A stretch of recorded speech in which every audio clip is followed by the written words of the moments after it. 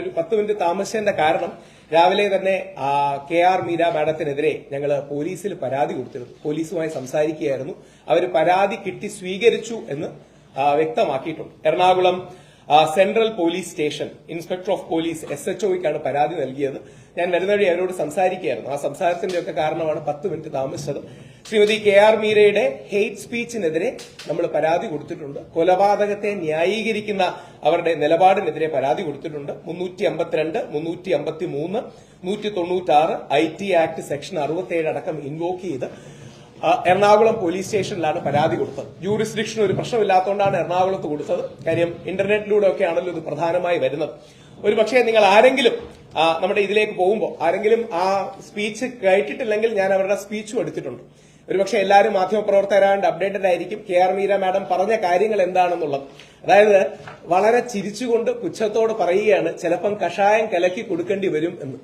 അതായത് എനിക്ക് ഈ നമ്മുടെ ഇന്നത്തെ പരിപാടിയിലേക്ക് പോകുന്ന ഇത് ഇവർക്ക് കൊടുക്കുന്ന ഒരു കാര്യം കൂട്ടുണ്ട്. അതോടൊപ്പം എനിക്ക് നിങ്ങളോട് ചോദിക്കാനുള്ള ഒരു കാര്യം, അല്ലെങ്കിൽ മാധ്യമങ്ങളോട് പറയാനുള്ള ഒരു കാര്യം, ഷാരൻ എന്ന് പറയുന്ന ഒരു പുരുഷൻ സമപ്രായക്കാരിയായ ഗ്രീഷ്മയെ വിഷം കൊടുത്ത് കൊല്ലുക.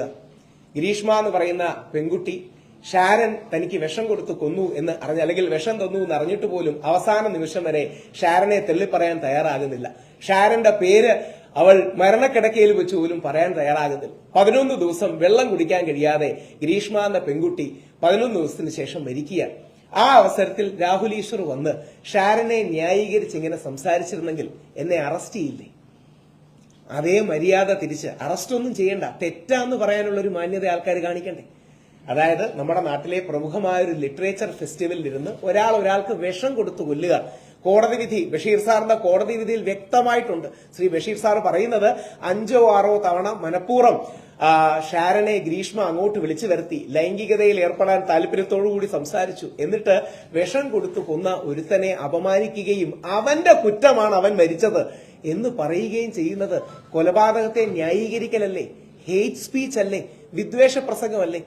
ജസ്റ്റിസ് കമാൽ പാഷ സാർ, നമ്മളെല്ലാം ആദരിക്കുന്ന ഹൈക്കോടതിയിലെ വളരെ പ്രഗത്ഭനായ ജഡ്ജിയായിരുന്നു. അദ്ദേഹവും പറഞ്ഞ് നിങ്ങൾ കേട്ട് കാണും, അന്തസ്സോടെ കഷായം കലക്കി കൊടുത്തു. ഞാൻ വീണ്ടും കേട്ടു. അത് ആരെങ്കിലും ഇനി എക്സ്ട്രാ വാക്ക് ആഡ് ചെയ്തതാണോ എന്നറിയാം. ഒരു ചാനൽ ചർച്ചയിൽ ഞാൻ ഒരു ചാനൽ ചർച്ചക്കാരെ വിളിച്ചു ചോദിച്ചു. ഞാൻ അങ്ങനെ തന്നെയാണ് സാറ് പറഞ്ഞത്. ഗത്യന്തരമില്ലാതെ അവസാനമോളം അന്തസ്സോടെ കഷായം കലക്കി കൊടുത്തു. അതേ പ്രയോഗം ശ്രീമതി KR മീര, നമ്മളെല്ലാം ആദരിക്കുന്ന വലിയ നോവലിസ്റ്റാണ്. അവരുടെ ഭാഷാപരമായ പാണ്ഡിത്യമോ അല്ലെങ്കിൽ നോവലിലെ മഹത്വമൊന്നും ആർക്കും ചോദ്യം ചെയ്യാൻ കഴിയില്ല. പക്ഷേ ശ്രീമതി KR മീര ചിരിച്ചുകൊണ്ട് പുച്ഛത്തോടെ, ഞാൻ ആ വീഡിയോ എടുത്തിട്ടുണ്ട്, നിങ്ങൾ എത്ര പേര് കണ്ടിട്ടുണ്ടെന്ന് അറിയില്ല, കണ്ടിട്ടില്ലെങ്കിൽ ഞാൻ വീണ്ടും ആ വീഡിയോ കാണിക്കാം. വളരെ ചിരിച്ചുകൊണ്ട് പുച്ഛത്തോടെ പറയുകയാണ്, ചിലപ്പം കഷായം കലക്കി കൊടുക്കേണ്ടി വരുമോ? ഒരാൾ മരിച്ച അവസ്ഥയല്ലേ പറയുന്നത്? വിഷം കൊടുത്തു കൊന്ന കാര്യമല്ലേ പറയുന്നത്? അതും പ്ലാൻഡായി പല തവണ പ്ലാൻ ചെയ്ത് ഗൂഢാലോചനയിൽ ഏർപ്പെട്ട് ഇവൾ വിഷം കൊടുത്തു കൊന്നതിന് തൂക്കുകയർ നൽകിയ അവസരത്തിൽ ആ തൂക്കുകയർ നൽകപ്പെട്ട വ്യക്തിയെ ന്യായീകരിക്കുകയും ഹെയ്റ്റ് സ്പീച്ച് നടത്തുകയും ചെയ്യുന്നത് ഒരു പുരുഷ വിരുദ്ധ മൈൻഡ് സെറ്റാണ്. ഈ മൈൻഡ് സെറ്റിനെതിരെയാണ് മെൻസ് കമ്മീഷൻ അടക്കമുള്ളവർ വരുന്നത്. ഇവിടെ ഒരുമാ സംഘടനയുടെ ആൾക്കാരോടും ഞങ്ങൾ അഭ്യർത്ഥിച്ചത്, ഞാൻ അവരെ വിളിക്കുകയും അഭ്യർത്ഥിക്കുകയും ചെയ്തത്, നമുക്കിത് കേരളം മുഴുവൻ ക്യാമ്പയിൻ ആയി തന്നെ ചെയ്യണം ഒരു പുരുഷ കമ്മീഷൻ. അതുകൊണ്ട് ഈ പുരുഷ കമ്മീഷന്റെ ഒരു കരട്, ഇതിന്റെ വലിയ രൂപം അത് തൽക്കാലം ഇപ്പം വെളിയിൽ വിടാൻ അവസ്ഥയില്ലാത്തത് സ്പീക്കർക്ക് കൈമാറിയിരിക്കുകയാണ്. ബഹുമാനപ്പെട്ട എൽദോസ് MLA വളരെ മനോഹരമായി തന്നെ ഒരു ഡ്രാഫ്റ്റ് ആക്കി കേരള സംസ്ഥാന പുരുഷ കമ്മീഷൻ ബിൽ 2025 ബഹുമാനപ്പെട്ട സ്പീക്കർക്ക് കഴിഞ്ഞ ആഴ്ച ശ്രീ ഷംസീറിന് കൊടുത്തിട്ടുണ്ട്. അദ്ദേഹത്തിന്റെ ഔദ്യോഗിക സ്പീക്കർ കൊടുത്ത ലെറ്ററും നിങ്ങൾക്ക് തന്ന ഇതിൽ വെച്ചിട്ടുണ്ട്. ആ ലെറ്ററിന്റെ ഭാഗമായി അദ്ദേഹത്തിന് കൊടുത്തിരിക്കുന്നതുകൊണ്ടാണ്, അവരുടെ പ്രിവിലേജ് കമ്മ്യൂണിക്കേഷൻ ആയതുകൊണ്ടാണ് പൂർണ്ണമായും തരാൻ കഴിയാത്തത്. പക്ഷേ അതിലെ പ്രധാന ഭാഗങ്ങൾ, പ്രസക്ത ഭാഗങ്ങൾ നമ്മൾ ഇതിൽ ആഡ് ചെയ്തിട്ടുണ്ട്. ഒരു പുരുഷ കമ്മീഷൻ, യുവജന കമ്മീഷൻ മാതൃകയിൽ, വനിതാ കമ്മീഷൻ മാതൃകയിൽ ഒരു പുരുഷ കമ്മീഷൻ. ആ പുരുഷ കമ്മീഷന്റെ ആവശ്യകതയാണ് ഓരോ ദിവസവും വരുന്നത്. ഞാൻ ഇവർക്ക് കൊടുക്കുന്നതിന് ഒരു ചോദ്യം കൂടെ ചോദിക്കാം. ഷാരന് പ്രായം 23 അല്ലെങ്കിൽ 24. ഷാരന് ഒരു യുവാവല്ലേ? ആ ഷാരനെ അങ്ങനെ കൊന്നതിനെ ന്യായീകരിക്കുന്നത് ശരിയല്ല എന്ന് യുവജന കമ്മീഷൻ ആരെങ്കിലും പറയുന്നത് നിങ്ങൾ കേട്ടോ? അല്ലെങ്കിൽ വനിതാ കമ്മീഷനിലെ ഏതെങ്കിലും ഒരാൾ ഇങ്ങനെ ഒരു വനിത പറയുന്നത് ശരിയല്ല, ഒരാളെ കൊന്നതിനെ ന്യായീകരിക്കാന്ന് പറയുന്നത് കേട്ടോ? നേരെ തിരിച്ച് യുവജന കമ്മീഷൻ എനിക്കെതിരെ കേസെടുക്കണമെന്ന് പറഞ്ഞു. വനിതാ കമ്മീഷന്റെ സതീദേവി മാഡം, യുവജന കമ്മീഷനിലെ M ഷാജറും രാഹുൽ ഈശ്വറിനെതിരെ കേസെടുക്കണമെന്ന് പറഞ്ഞു. എന്തിനാണ്? ഞാൻ വളരെ ബഹുമാന പുരസ്സരം ഒരു വാക്കുപോലും തെറ്റാതെ അല്ലെങ്കിൽ കുമാരി ഹണി റോസിനെ ടിവിയിലിരുന്ന് വിമർശിച്ചത്. ഹണി റോസിനെ ടിവിയിലിരുന്ന് വിമർശിക്കാൻ എനിക്ക് പാടില്ല, പക്ഷേ കൊലപാതകത്തെ ന്യായീകരിക്കാൻ മീര മാഡത്തിന് കഴിയും എന്നുള്ളത് കൊണ്ട് തന്നെയാണ് ഈ നാട്ടിൽ ഒരു പുരുഷ കമ്മീഷന്റെ ആവശ്യം. അതുകൊണ്ട് ഇവർക്ക് രണ്ടുപേരോട് ശ്രീ രുജോയ് ശ്രീ അരുണോട് ഇത് സ്വീകരിക്കാൻ അഭ്യർത്ഥിക്കുന്നു. നമുക്ക് എണ്ണീച്ചു നിന്ന് അതിന്റെ ഒരു ഡ്രാഫ്റ്റ് സാധനമാണ്.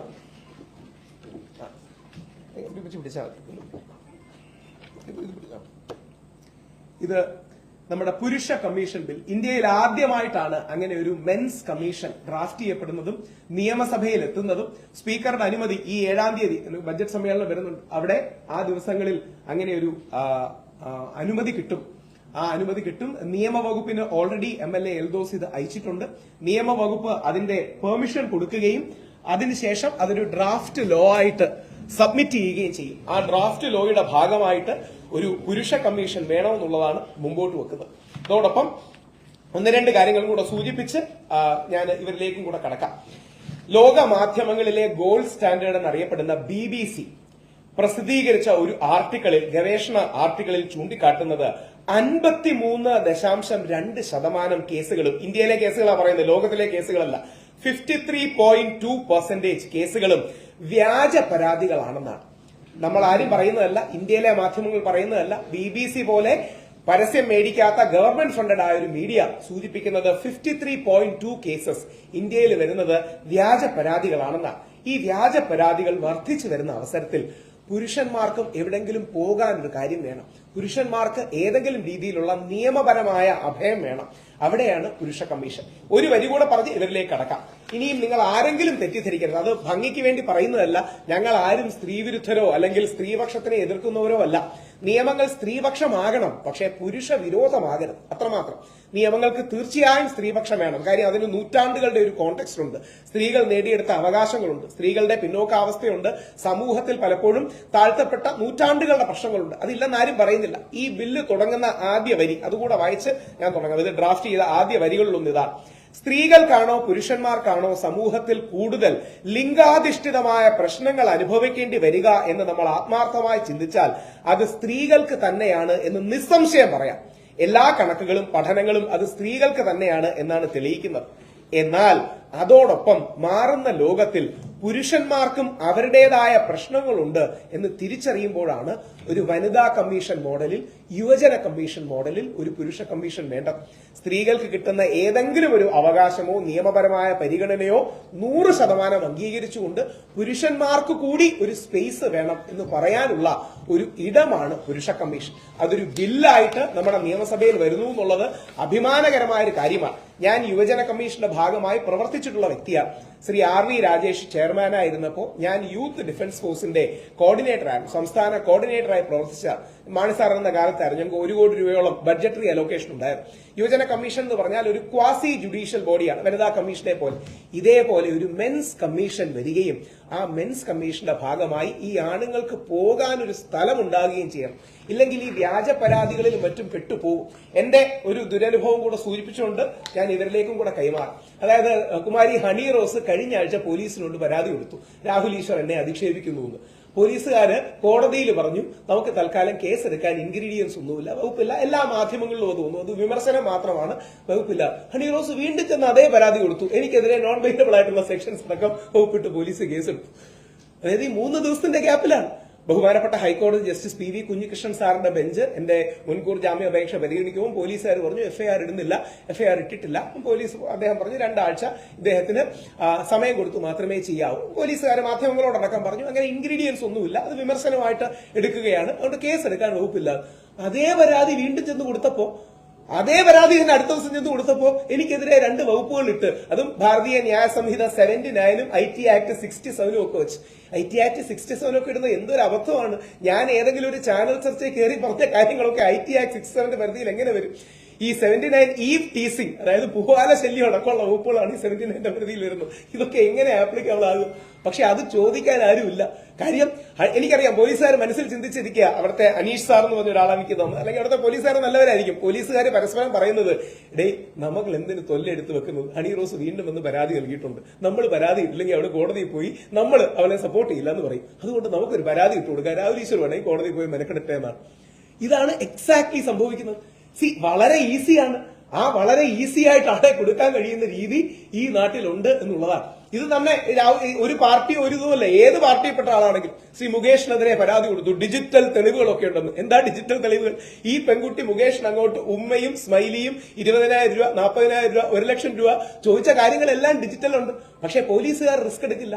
ആണുങ്ങൾ വേണമെങ്കിൽ കോടതിയിൽ പോയി ഫൈറ്റ് ചെയ്യട്ടെ, നമ്മൾ എത്ര വേണമെങ്കിലും അഡ്വക്കേറ്റിന് കാശുകൾ കൊടുത്തോട്ടെ, എത്ര സമയം വേണമെങ്കിലും അതിനുവേണ്ടി ചെലവാക്കിക്കോട്ടെ. അതുകൊണ്ട് സോ കോൾഡ് സ്ത്രീപക്ഷമാണ് തെളിയിക്കാൻ ഈസി ആയിട്ട് പോലീസുകാരും നമ്മുടെ സംവിധാനങ്ങളും അവരോടൊപ്പം നിൽക്കുക. ഒരു ഭരണകക്ഷി MLA ആയ ശ്രീ മുകേഷിന് നീതി കിട്ടിയില്ലെങ്കിൽ, പ്രതിപക്ഷത്തെ ശക്തനായ MLA ആയ എൽദോസ് കുന്നപ്പള്ളിക്ക് നീതി കിട്ടിയില്ലെങ്കിൽ നമ്മളെ പോലുള്ള പാവങ്ങൾക്ക് എന്തെങ്കിലും നീതി കിട്ടുമെന്ന് ആർക്കെങ്കിലും തോന്നുന്നു? അതായത് ഭരിക്കുന്ന പാർട്ടിയുടെ MLA ആയ കേരളത്തിലെ സിനിമാ മേഖലയിൽ നിറഞ്ഞു നിൽക്കുന്ന ശ്രീ മുകേഷിന് നീതി കിട്ടിയില്ല. എല്ലാവർക്കും ശ്രീ മുകേഷിന്റെ കേസ് അറിയാം. ഈ സ്ത്രീ പലവട്ടം മുകേഷിനെ അങ്ങോട്ട് വിളിക്കുകയാണ്, അല്ലെങ്കിൽ അങ്ങോട്ട് കാശും മറ്റും ചോദിക്കുകയാണ്. വളരെ എവിഡന്റ് ആണ്. ശ്രീ മുകേഷ് ബഹുമാനപ്പെട്ട കോടതിയിൽ കൊടുത്തതിലും ഈ വാട്സ്ആപ്പ് ചാറ്റുകളെല്ലാം. പക്ഷെ പോലീസ് എടുക്കുന്ന സമീപനം എന്താ? എൽദോസ് കുന്നപ്പള്ളിയുടെ കാര്യത്തിൽ പോലീസ് എടുത്ത സമീപനത്തിൽ ഹൈക്കോടതി പറഞ്ഞത്, രാഹുൽ ഈശ്വർ അല്ല, കൌസർ എടപ്പകം എന്ന ജഡ്ജ് പറഞ്ഞ വാക്ക് നിങ്ങൾ ശ്രദ്ധിക്കണം. 49 കേസുകളിൽ പ്രതിയാണ് എൽദോസ് കുന്നപ്പള്ളിക്കെതിരെ ഈ വ്യാജ പരാതി നൽകിയ പെൺകുട്ടി. ഇത് സിനിമാ കഥയാണ് നിങ്ങൾ വന്ന് പറയുന്നത്. ഞാൻ പറയുന്നതല്ല, എക്സാക്ട്ലി എല്ലാ മീഡിയ റിപ്പോർട്ട് ചെയ്യുന്നുണ്ട്. സിനിമാ കഥ നിങ്ങൾ പ്രോസിക്യൂഷൻ കോടതിയിൽ വന്ന് പറയുകയാണ്. എന്നിട്ട് കോടതി പറയുന്നു റേപ്പിനോളം വേദനാജനകമാണ് വ്യാജ റേപ്പ് കേസുകളും. എന്തുകൊണ്ടാ പോലീസ് ചെയ്യുന്നത്? പോലീസുകാർ റിസ്ക് എടുക്കൂല. കാര്യം ഒരു പരാതി കൊടുത്തു കഴിഞ്ഞാൽ അതിജീവിതയായി. ആ അതിജീവിത പറയുന്നത് അതേപോലെ കേൾക്കണം. ഈ വ്യാജ പരാതി കൊടുക്കുന്നവരെ അതിജീവിതയാക്കുന്നത് അതിജീവിതയോടുള്ള അപമാനമല്ലേ? അല്ലെങ്കിൽ അതിജീവിതമാരെ അപമാനിക്കുന്നത് പോലെയല്ലേ? ഇതിലെ പ്രശ്നം, ഇതിൽ ആർക്കെങ്കിലും ഫലപ്രദമായി ഇന്റർവ്യൂ ചെയ്യാൻ കഴിയുമെങ്കിൽ നിങ്ങൾ മീഡിയക്കാർക്കാണ്. കാര്യം പലപ്പോഴും മീഡിയക്കാരെ സാറ്റിസ്ഫൈ ചെയ്യാനും മീഡിയക്കാരുടെ കൈയ്യടി കിട്ടാനും ചെയ്യുന്നത്. അത് ഞാൻ പറയുന്നതല്ല. നമ്മുടെ ജോർജിയയിൽ നിന്ന് തിരിച്ചു വന്നപ്പോൾ വിജയബാബുവിനെ അറസ്റ്റ് ചെയ്യണമെന്ന് പറഞ്ഞ് കേരള പോലീസ് ഹൈക്കോടതിയിൽ സബ്മിറ്റ് ചെയ്തു. അതായത് ജാമ്യം എടുക്കാൻ കോടതിയുടെ അനുമതിയോടുകൂടി മറ്റൊരു രാജ്യത്ത് നിന്ന് ഇവിടെ വരുന്ന വ്യക്തിയെ, കോടതിയിലേക്ക് പോകുന്ന വ്യക്തിയെ അറസ്റ്റ് ചെയ്യണമെന്ന് പറഞ്ഞ് കേരള പോലീസുകാർ ഹൈക്കോടതിയിൽ കൊണ്ട് പെറ്റീഷൻ കൊടുത്തു. അപ്പൊ ഹൈക്കോടതി പോലീസുകാരോട് പറഞ്ഞു, മീഡിയക്കാരെ കാണിക്കാനല്ലേ ഇത് ചെയ്യുന്നത്, അത് വേണ്ട. അതായത് എക്സാക്ട്ലി സംഭവിക്കുന്നതാണ്. പോലീസുകാർ ഇയാൾ വരുന്നെന്ന് കോടതിയിൽ മുൻകൂട്ടി അറിയിച്ച് ആപ്ലിക്കേഷനും ടൈമും ഒക്കെ കൊടുത്തതിന് ശേഷം ഞങ്ങൾക്ക് എയർപോർട്ടിൽ നിന്ന് അറസ്റ്റ് ചെയ്യണം. കാര്യം എന്താ? എയർപോർട്ടിൽ നിന്ന് അറസ്റ്റ് ചെയ്ത് കഴിഞ്ഞാൽ അപ്പോൾ ഒരു ഗുമ്മുണ്ട്, അപ്പോൾ ഒരു കയ്യടിയുണ്ട്, മീഡിയക്കാർ പ്രോത്സാഹിപ്പിക്കും. യഥാർത്ഥത്തിൽ എന്തെങ്കിലും എഫക്റ്റീവ്ലി ഇന്റർവ്യൂ ചെയ്യാൻ കഴിയുന്നത് മീഡിയയ്ക്കും നിയമസഭയ്ക്കും ഒക്കെയാണ്. അതുകൊണ്ട് മാധ്യമങ്ങൾ ഒരു ബാലൻസിങ് സ്പേസ് കൂടി തരണം. ഇവ പുരുഷന്മാർക്ക് വേണ്ടി പോരാടുന്ന ഇവരുടെ കൂടെ വാക്കുകൾ കേട്ടിട്ട് നമുക്ക് ഇതിലേക്ക് വരാം. പറയാം.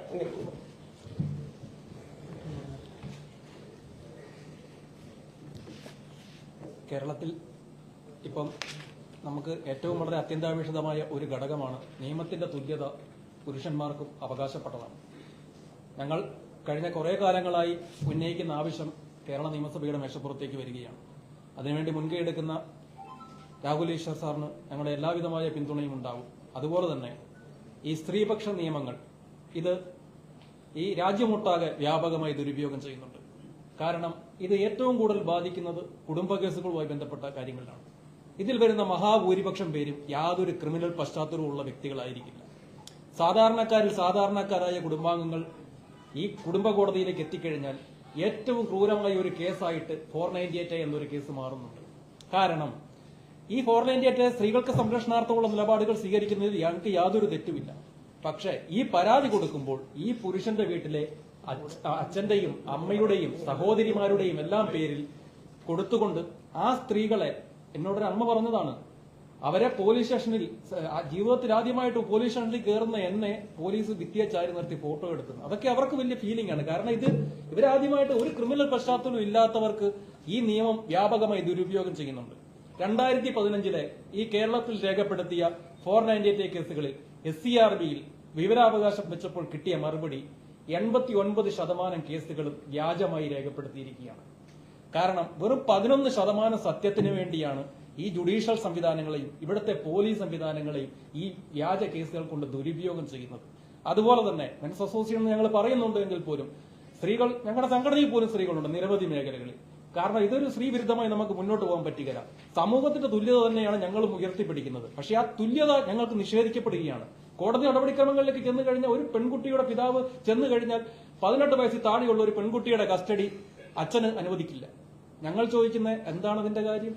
18 വയസ്സിൽ താഴെയുള്ള എല്ലാ പിള്ളേരും, ഈ രാജ്യത്തെ എല്ലാ പൗരന്മാരും കൊള്ളരുതാത്തവരാണെന്ന് പറയാതെ പറയുന്ന ഒരു നിയമവ്യവസ്ഥ കേട്ടുകൊണ്ട് നിൽക്കാൻ ഞങ്ങൾക്ക് ബുദ്ധിമുട്ടുണ്ട്. കാരണം കുട്ടികളെ കാണണമെന്ന നിരവധി ആവശ്യം ഉന്നയിച്ചുകൊണ്ട് വരുന്ന ആൾക്കാർ ഞങ്ങളുടെ ഈ സംഘടനയിലുണ്ട്. അതിന് ഒരു ഉദാഹരണം പറയേണ്ടി വരും. കുട്ടികളെ കാണാൻ വേണ്ടി ചെന്ന് അത് കാണിക്കാതെ വന്നപ്പോൾ ബൈജു രാജു എന്ന് പറയുന്ന ന്യൂസിലൻഡിലെ ഒരു പ്രവാസി ആത്മഹത്യ ചെയ്ത സംഭവം. അതുപോലെ തന്നെ അമ്മമാരുടെ വേദന, നിരവധി അമ്മമാരുടെ വേദന ഞങ്ങൾക്ക് കാണേണ്ടി വരുന്നുണ്ട്. ഷാരോൺ രാജ് മരിച്ച 2 ദിവസം കഴിഞ്ഞപ്പോൾ ഞാൻ ആ ഭവനത്തിലേക്ക് കടന്നു ചെന്നു. 23 വയസ്സുവരെ മകനെ വളർത്തിയ ഒരു അമ്മയുടെ വേദന ഞങ്ങൾ അതിനോടൊപ്പം നിൽക്കാൻ ഈ പുരുഷാവകാശ സംഘടനകൾ തയ്യാറായി. അതുപോലെ തന്നെ ക്രിമിനലുകളായ സ്ത്രീകളെ അവരെ മാത്രമേ ഞങ്ങൾ എതിർക്കുന്നുള്ളൂ. നമ്മുടെ കാഴ്ചകളെല്ലാം ഒരു ഉദാഹരണമുണ്ടല്ലോ. ഈ മാതൃത്വത്തിന്റെ എല്ലാ അന്തസ്സും ലംഘിച്ചുകൊണ്ടാണ് സ്വന്തം കുഞ്ഞിനെ പാറയിലേക്ക് എറിഞ്ഞു കൊന്നത്. അതുപോലെ തന്നെ ഈ കോട്ടയം ജില്ലയിലെ പുതുപ്പള്ളിയിൽ സ്വന്തം മകന്റെ മുന്നിലിട്ടാണ് ഒരു ഓട്ടോറിക്ഷ തൊഴിലാളിയായ ഒരു സാധാരണക്കാരനായ ഒരു യുവാവിനെ കോടാലി കൊണ്ട് വെട്ടിക്കൊലപ്പെടുത്തുന്ന സാഹചര്യത്തിലേക്കുണ്ടായി. ഇതുപോലെ തന്നെ എത്ര സംഭവ വികാസങ്ങൾ നമ്മുടെ മുന്നിൽ ഉദാഹരണം പറയുന്നു.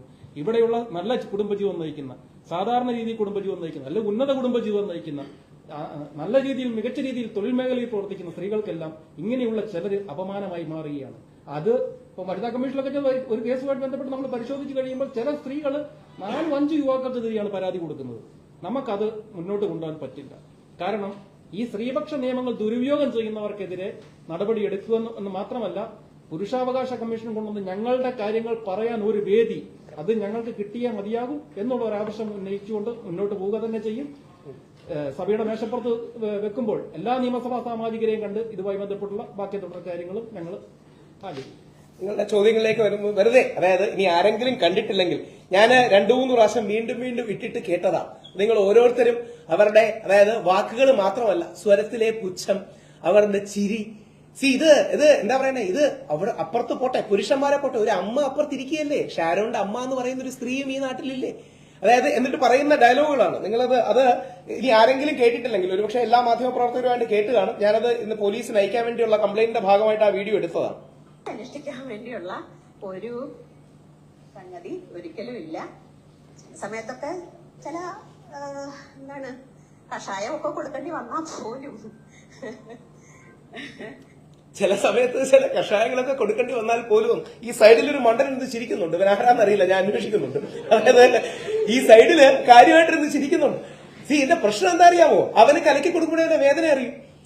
ഒരുത്തൻ 11 ദിവസം വെള്ളം കുടിക്കാൻ കഴിയാതെ, നമുക്ക് ഈ ദാഹം എന്ന് പറയുന്നതാണല്ലോ ഏറ്റവും പ്രധാനം, ഈ ദാഹവും വിശപ്പും ഒക്കെ. 11 ദിവസം വെള്ളം കുടിക്കാൻ കഴിയാതെ ഒരുത്തൻ മരിച്ചതിനെ കുറിച്ചാണ് പറയുന്നത്. ചില സമയത്ത് അങ്ങനെ കൊടുക്കേണ്ടി വരും. എന്നിട്ട് അവസാനം പറയുന്ന വാക്കുകൾ എന്താ അറിയാമോ, അത് അങ്ങനെ പെൺകുട്ടി അങ്ങനെ കുറ്റവാളിയായി പോകുന്നതാണ്, അവൾക്ക് വേറെ ഗത്യന്തരമില്ലാതെ അവൾ മരണം അല്ലെങ്കിൽ കൊലപാതകം ചെയ്യുന്നതാണ്. ആ കൊലപാതകം ചെയ്തതിനെയാണ് ന്യായീകരിക്കുന്നത്. എന്നിട്ട് എനിക്കെതിരെ ഹണിറോസ് കൊടുത്ത ഈ കേസിന്റെ കാര്യം എന്താ അറിയോ, പ്രതിയോടൊപ്പം ചേർന്ന് ഹണിറോസിനെ അധിക്ഷേപിച്ചു. ഞാനാണ് എല്ലാ ചാനലുകളിലും വന്ന് ഗോച്ചെ ചെയ്തത് തെറ്റാണ്, ഗോച്ചെ ഹണിറോസിനോട് മാപ്പ് പറയണം എന്ന് പറയുകയും, എന്നാൽ ഗോച്ചെ ഈ 3 വർഷമൊന്നും പിടിച്ചിട്ട കാര്യമില്ലെന്ന് പറയും. ബോബി ചെമ്മണ്ണൂർ സ്ഥിതി എനിക്ക് വലിയ ഇഷ്ടമുള്ള ഒരാളാണ്. ഒരുപാട് നമ്മുടെ നാട്ടിൽ സേവനം ചെയ്തിട്ടുള്ള വ്യക്തിയാണ്, ചാരിറ്റി ചെയ്ത വ്യക്തിയാണ്. എനിക്ക് വ്യക്തിപരമായിട്ട് പറയാം. പക്ഷെ എനിക്ക് അദ്ദേഹം പറഞ്ഞ ഒരു കാര്യം തെറ്റാണെങ്കിൽ തെറ്റാന്ന് പറയാൻ ഒരു മടിയും തോന്നിയില്ല. പുള്ളി പറഞ്ഞത് തെറ്റാണ്, ക്ഷമ പറയണമെന്ന് പറഞ്ഞു. ഈ പറഞ്ഞ എന്നെ പ്രതിയോടൊപ്പം ചേർന്ന് അധിക്ഷേപിച്ചു എന്ന് പറഞ്ഞ് എനിക്കെതിരെ 2 വകുപ്പുകൾ ചുമത്തി കേസെടുക്കുക. എനിക്ക് മീര മാഡത്തിനെതിരെ കേസെടുക്കുന്ന പ്രതീക്ഷയൊന്നുമില്ല. ഞാൻ അതുകൊണ്ട് തന്നെ പോലീസിനോട് സംസാരിച്ച എല്ലാം വീഡിയോയിൽ പകർത്തി യൂട്യൂബിലും മറ്റും ഇട്ടിട്ടുണ്ട്. കാര്യം അറ്റ്ലീസ്റ്റ് നാട്ടുകാരെങ്കിലും അറിയട്ടെ എന്നുള്ളതാണ്. ഇല്ലെങ്കിൽ പോലീസുകാർ എന്ത് ചെയ്യുന്നറിയാം, അടിക്കുന്നുണ്ട്, പരിശോധിക്കുന്നുണ്ട് എന്ന് പറഞ്ഞ് സ്ഥിരം നിൽക്കും. ഇത് പറ്റുന്നത് കഴിഞ്ഞ ആഴ്ച കോടതി എന്നോട് ചോദിച്ചു, ഈസിയായിട്ട് പോലീസുകാർക്ക് പറയാം കുറെ കൂടെ ശക്തമായിട്ട് സാർ കേസില്ല, കേസെടുക്കാൻ പറ്റില്ല. പോലീസ് എന്തോ ഞങ്ങൾ അന്വേഷിച്ചുകൊണ്ടിരിക്കുകയാണ്. എന്ത് അന്വേഷിക്കാനാണ്? ചാനൽ ചർച്ചകളിൽ ലൈവ് എന്ന് പറഞ്ഞ കാര്യത്തെ കുറിച്ച് പോലീസ് എന്തോന്ന് അന്വേഷിക്കാനാണ്? അപ്പോ നിങ്ങളുടെ ചോദ്യങ്ങളിലേക്ക് കടക്കുന്ന ഒരു കാര്യം മാത്രം, നമ്മൾ പറയുന്നത് ഒരു ബാലൻസ് വേണം. അതായത് സ്ത്രീപക്ഷം തന്നെയാകണം നിയമങ്ങൾ, പക്ഷെ പുരുഷ വിരോധമാകണം. സ്ത്രീകൾക്ക് സുപ്രീം കോടതി പറഞ്ഞ വാക്കുകൾ, നേരത്തെ പറഞ്ഞ വാക്കുകളും കൂടെ കടമെടുത്ത് പറയുകയാണ്. ലീഗൽ ടെററിസമാണ് 498A എന്ന് പറഞ്ഞത് ബഹുമാനപ്പെട്ട സുപ്രീം കോടതിയാണ്. നിയമപരമായ തീവ്രവാദമാണിത് എന്ന് പറഞ്ഞത് സുപ്രീം കോടതിയിലെ ജഡ്ജിമാരാണ്. സുപ്രീം കോടതിയിലെ ചീഫ് ജസ്റ്റിസ് ആണ് പറഞ്ഞത്. ഞങ്ങൾ സ്ത്രീപക്ഷ നിയമങ്ങൾ കൊടുത്തത് അവർക്ക് പരിചകളായിട്ടാണ്, പക്ഷെ ചിലരെങ്കിലും അത് ഉപയോഗിക്കുന്നത് വാളായിട്ടാണ്. ഇതൊരു വലിയ ഇഷ്യൂ ആണ്. ആ ഇഷ്യൂവിൽ മാധ്യമങ്ങൾ, പൊതുസമൂഹം ഒരു ബാലൻസിന് വേണ്ടി, ആ ബാലൻസ് എന്താണ്? പുരുഷന്മാർക്കും പോയി പറയാനൊരു സ്ഥലം, പുരുഷന്മാർക്കും പോയി പറയാനൊരിടം. ഇത് ഇനി എന്റെ വ്യക്തിപരമായ ജീവിതം, ഞാനും ഇത് ആശയത്തിൽ നിന്ന് ചിന്തിച്ചൊന്നുമല്ല, എന്റെ വ്യക്തിപരമായ ജീവിതത്തിൽ നോക്കിയതാണ്. എന്റെ മകന്റെ ബർത്ത്ഡേ സെലിബ്രേഷൻ ആയിരുന്നു ജനുവരി 11. അന്നാണ് മാധ്യമങ്ങൾ രാവിലെ ഹണി റോസിന്റെ പരാതിയിൽ എനിക്കെതിരെ പോലീസ് കേസെടുത്ത് അറസ്റ്റ് ഉണ്ടാവും എന്ന് പറഞ്ഞു. സത്യം പറഞ്ഞാൽ ഞാൻ പേടിച്ചുപോയി. കാര്യം എന്തുകൊണ്ടാ? എന്റെ മകന്റെ ഫ്രണ്ട് വെച്ച് എന്നെ അറസ്റ്റ് ചെയ്യുന്നു, അവന്റെ കൂട്ടുകാരുടെ ഫ്രണ്ട് വെച്ച് എന്നെ അറസ്റ്റ് ചെയ്യുന്നു. ഇനി എനിക്കിത് കൃത്യമായിട്ട് അറിയാം, വിമർശനമൊന്നും വരില്ല. ടി വി ചാനലിൽ വാർത്ത വരുന്നതും ചർച്ച വരുന്നതും ലൈംഗികാധിക്ഷേപത്തിന് രാഹുൽ ഈശ്വരനെ അറസ്റ്റ് ചെയ്തു എന്നാണ്. എന്ത് ലൈംഗികാധിക്ഷേപം? ഒന്നുമില്ല. പക്ഷേ എന്ന് പറഞ്ഞാലല്ലേ ഒരു ഗുമ്മുള്ളൂ. പറയുന്നതിന്റെ ഗും വരണമെങ്കിൽ അങ്ങനെ വന്നാലല്ലേ പറ്റും. ഇനി പെട്ടെന്ന് ഞാൻ ഈ ഒരു കാര്യം പറഞ്ഞ് ശീലിച്ചുകൊണ്ടാണ് ഒരു കാര്യം കൂടെ പറഞ്ഞ് അവസാനിപ്പിക്കുക. അതായത് ഈ യൂട്യൂബ് ഒക്കെ ചെയ്യുന്നവരും മാധ്യമങ്ങളിൽ വീഡിയോ ഒക്കെ എടുക്കുന്നവർക്കും അറിയാം, പലപ്പോഴും വീഡിയോ എടുക്കുമ്പോൾ പറയും ഒരു ഹുക്ക് ഇട്ട് നമ്മൾ സംസാരിക്കണോ. അതായത് എന്തെങ്കിലും ആദ്യം ആൾക്കാർ കാണണമെങ്കിൽ ഒരു ഹുക്ക് വേണം, അല്ലെങ്കിൽ ഏതെങ്കിലും കോണ്ടന്റ് വേണോ. സാധാരണക്കാരങ്ങനെ ഹുക്കിട്ടാൽ കുഴപ്പമില്ല. പക്ഷേ ഹൈക്കോടതി ജഡ്ജിയായ കമാൽ പാഷയും KR മീരയും പണ്ട് ഋഷിരാജ് സിംഗ് സാറും ഒക്കെ 14 സെക്കൻഡ് നോക്കി ആ കേസിടും എന്ന് പറയുന്ന ഹുക്കിട്ട് സംസാരിച്ചു തുടങ്ങിയ ഈ നാടിന്റെ അവസ്ഥ വലിയ പരിതാപകരമായിരിക്കും. സാധാരണക്കാരെ യൂട്യൂബിലും ബാക്കി ചാനലിലും വ്യൂസിനൊക്കെ വേണ്ടിയിട്ട് ഹുക്കിട്ട് സംസാരിക്കുകയാണെങ്കിൽ തെറ്റില്ല. പക്ഷേ ഹൈക്കോടതി ജഡ്ജിയായിരുന്ന കമാൽ പാഷ സാർ, അല്ലെങ്കിൽ ഏറ്റവും പ്രമുഖ എഴുത്തുകാരിയായ KR മീര, അല്ലെങ്കിൽ പണ്ട് ഋഷിരാജ് സിംഗ് സാറൊക്കെ കയ്യടിക്ക് വേണ്ടിയും ഹുക്കിട്ടും ഒക്കെ സംസാരിച്ചു തുടങ്ങിയാൽ ഈ നാട്ടിലെ സാധാരണക്കാരന് നീതി കിട്ടില്ല. ആ നീതിക്ക് വേണ്ടിയാണ് നമ്മൾ ഫൈറ്റ് ചെയ്യുന്നത്. ഈ കേസിലും കേസ് എടുക്കുമെങ്കിൽ അറ്റ്ലീസ്റ്റ് പരാതി അക്നോളജെങ്കിലും ചെയ്യുമെങ്കിൽ വലിയ കാര്യം. പക്ഷേ സാധ്യത കുറവാണ്. കാര്യം മുമ്പുള്ള കേസുകളിലെല്ലാം നമ്മൾ കണ്ടതാ, ഉമ്മൻചാണ്ടി സാറിനെതിരെ വ്യാജ പരാതിയാണ് സരിത കൊടുത്തതെന്ന് എല്ലാവർക്കും അറിയാം. അവസാനം കോടതി കണ്ടെത്തി സരിത വ്യാജമായിട്ടാണ് മജിസ്ട്രേറ്റിന് 164 കൊടുത്തതെന്ന് കണ്ടെത്തി. എന്തെങ്കിലും ആക്ഷൻ സരിതയ്ക്കെതിരെ ഉണ്ടായി? നിവിൻ പോളിക്കെതിരെ വ്യാജ പരാതിയാണെന്ന് കോടതിയിൽ പോലീസുകാർ തന്നെ മൊഴി കൊടുത്തു. നിവിൻ പോളി കൊച്ചിയിലായിരുന്നു, ആ പെൺകുട്ടി ദുബായിലായിരുന്നു. എന്തായാലും ഡിജിറ്റലി റേപ്പ് ചെയ്യാൻ പറ്റൂലല്ലോ. ഇത് വ്യാജ പരാതിയാണെന്ന് വ്യക്തമായി. ആ പെൺകുട്ടിക്കെതിരെ വെറുതെ ഒരു റിപ്പോർട്ടെങ്കിലും, ഒരു FIR എങ്കിലും എന്തുകൊണ്ടാണ് ഇടാത്തത്? അത് ചോദിക്കാത്തത് എന്താ? അത് കള്ളമാണെന്ന് തെളിഞ്ഞല്ലോ. ഇനി തെളിയുന്നതിന് പ്രശ്നം, അത് കള്ളമാണെന്ന് തെളിഞ്ഞല്ലോ. ആ പെൺകുട്ടി ആരാന്ന് പോലും അറിയില്ല പേര്. ആ പെൺകുട്ടിക്കെതിരെ വ്യാജ പരാതിക്ക് കേസെടുക്കാത്തതോ ഏതെങ്കിലും കാര്യം കൊടുക്കാത്തതോ എന്തുകൊണ്ടാണ്? കാര്യം ആണിനെ ട്രാപ്പ് ചെയ്യാൻ എളുപ്പമാണ്. നിങ്ങൾ ഒരു കാര്യം കൂടെ സീരിയസ് ആയി മനസ്സിലാക്കേണ്ടത്, മറുഭാഗത്ത് നിൽക്കുന്ന പുരുഷന് ലക്ഷക്കണക്കിന് രൂപയാണ് ചെലവാകുന്നത്. ഇപ്പൊ ശ്രീ സിദ്ദിഖിന് ഞാൻ പല വേദികളിലും പറയാറുണ്ട്, ഞാൻ ഒരുപാട് ശ്രീ സിദ്ദിഖിനെ ഡിഫെൻഡ് ചെയ്തതാണ്. 10, 30, 40 ലക്ഷം രൂപയെങ്കിലും ചെലവായി കാണും. 4 തവണ മുകുൾ റോഹത്തഗിയെ കൊണ്ടുപോകുന്നു. ഈ പെൺകുട്ടി 14 പേർക്കെതിരെയാണ് ആദ്യം പരാതി. ആദ്യം പറഞ്ഞത് വെർബൽ അബ്യൂസ് എന്നാണ്, രണ്ടാമത് പറഞ്ഞത് സെക്ഷൽ ഫേവർ ചോദിച്ചു എന്നാണ്, മൂന്നാമത് റേപ്പായി മാറി. ഫേസ്ബുക്കിൽ ഒരു ദിവസം രാവിലെ ഇയാൾ ഇടുകയാണ്, എന്നെ ഇങ്ങനെ വെർബൽ അബ്യൂസ് ചെയ്ത, വാക്കുകൾ കൊണ്ട് വേദനിപ്പിച്ച, എന്നെ പ്രൊഫഷണലി വേദനിപ്പിച്ച ആൾക്കാർ. അങ്ങനെ ജീവിതം നശിച്ച ഒരു വ്യക്തിയുണ്ട്. പുള്ളിയാണ് നമ്മുടെ കൂടെ കോഴിക്കോട് പരിപാടിക്ക് വന്നത്. അബിൽ ദേവ് എന്നാണ് പേര്. അപ്പൊ പുള്ളി പറഞ്ഞു, എനിക്ക് രാവിലെ ആ ഫേസ്ബുക്ക് പോസ്റ്റ് കണ്ട് മക്കളും ഭാര്യയെ സൈഡിൽ കിടന്നുറങ്ങുന്നു, എന്റെ കയ്യിലുണ്ടായ ഇന്നും എനിക്ക് ഓർമ്മയുണ്ട്. അതായത് വേറൊന്നും കൊണ്ടല്ല, രാവിലെ എന്ത് ചെയ്യും, രാവിലെ 2-3 പേര് വിളിച്ചു പറയണ്ടേ നിനക്കെതിരെ ഒരു പോസ്റ്റ് വന്നിട്ടുണ്ട് ഫേസ്ബുക്കിൽ, സാധനം വൈറലായിട്ടുണ്ട്. പുള്ളി പറയാണ്, രാവിലെ എടുത്തപ്പോ എന്റെ കയ്യിൽ വിറക്കിയാണ്, എന്ത് ചെയ്യണമെന്ന് എനിക്കറിയില്ല. ഇത് ഒരുപാട് പേരുടെ, എന്നിട്ട് ഒരുപാട് പിന്നെ പ്രശ്നങ്ങളും കാര്യങ്ങളൊക്കെ പുള്ളിയായി. എന്താ പുള്ളിയോട് പറഞ്ഞെന്നറിയാവും? അതായത് ഇയാൾ എന്നോട് വർക്ക് തരില്ല, 5 വർഷമായിട്ട് ഇയാൾ എന്നെ വർക്കിന് വിളിച്ചില്ല, ജോലിക്ക്, അതായത് ഫാഷൻ ഷോ ഒക്കെ ബന്ധപ്പെട്ട് നിൽക്കുന്ന വ്യക്തിയാണ്, ഇയാൾ എന്നെ വർക്കിന് വിളിച്ചില്ല. അതെങ്ങനെ സെക്ഷൽ ഹരാസ്മെന്റ് ആകും? ഇത് കാര്യം സെക്ഷൽ ഹരാസ്മെന്റ് എന്ന് പറഞ്ഞാലേ ഗുമ്മുള്ളൂ. അതുകൊണ്ട് എന്ത് ചെയ്യും? ഈസി ആയിട്ട് സെക്ഷൽ ഹരാസ്മെന്റ് എന്ന് പറഞ്ഞു. അതുകൊണ്ട് ഞാൻ പറഞ്ഞ് അവസാനിപ്പിക്കുമ്പോൾ, ശ്രീ സുരേഷ് ഗോപിക്കെതിരെ വ്യാജ പരാതി വന്നു, ശ്രീ മുകേഷിനെതിരെ വ്യാജ പരാതി വന്നു, ശ്രീ എൽദോസിനെതിരെ വ്യാജ പരാതി വന്നു. ഇതെല്ലാം വ്യത്യസ്ത പാർട്ടികളിലാണ്.